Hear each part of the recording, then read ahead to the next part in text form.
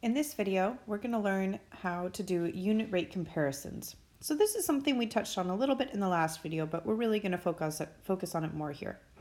So instead of vocabulary, since this is the same vocabulary from last time, we're going to write down that the key idea is that when you want to compare two different rates and there are different sizes or different distances or something where you can't easily compare them, you can turn them both into unit rates so that it's easy to see how they compare.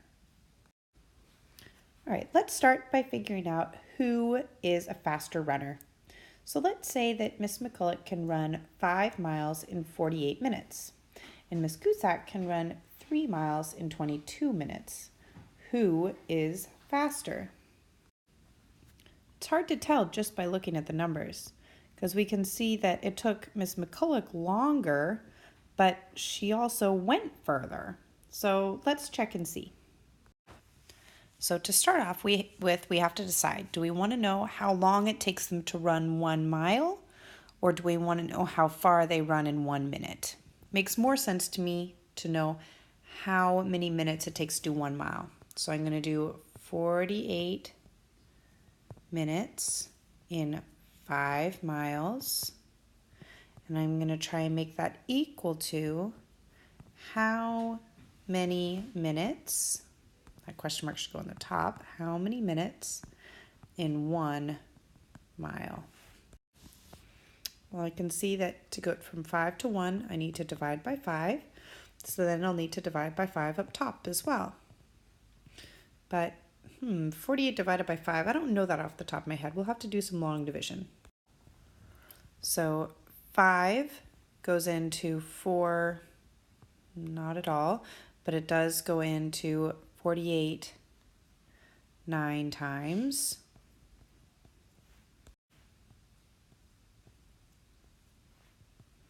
So it looks like it takes 9.6 minutes. Now let's do the same thing for Miss Cusack, making sure to set it up the same way. And here we'll need to divide by 3. Once again, I don't know 22 divided by 3, so we'll need to do some long division.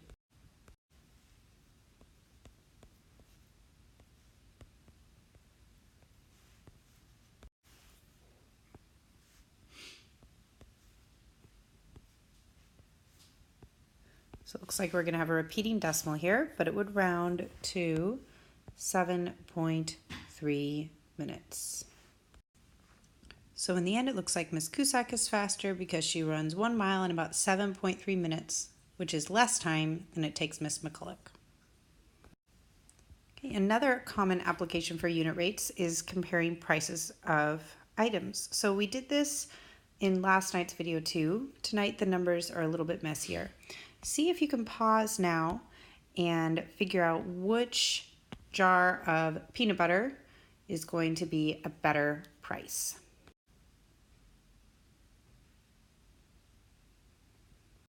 So I decided that I wanted to know how much 1 ounce would cost rather than try to figure out how many ounces you get for $1. You could do it either way, but to me it just makes a little more sense this way.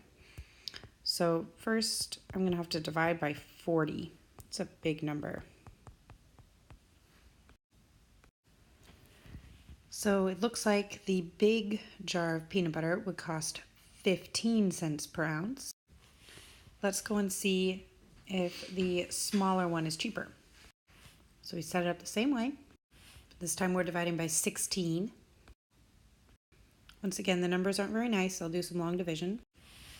When we do that, we get 17.5 cents. Well, 0.5 cents doesn't really make sense in context. So let's go ahead and just round that up to 18. So this means that the 40-ounce jar for $6 was a better deal, even though it was a lot more expensive, because it was 15 cents per ounce, which is cheaper than 18 cents per ounce. Okay, next is your practice problem. So if a king-size Snickers bar, which is 4 ounces, costs $2.80 and a regular one for 3 ounces costs $1.95, then which one is a better price per ounce? Show all your work.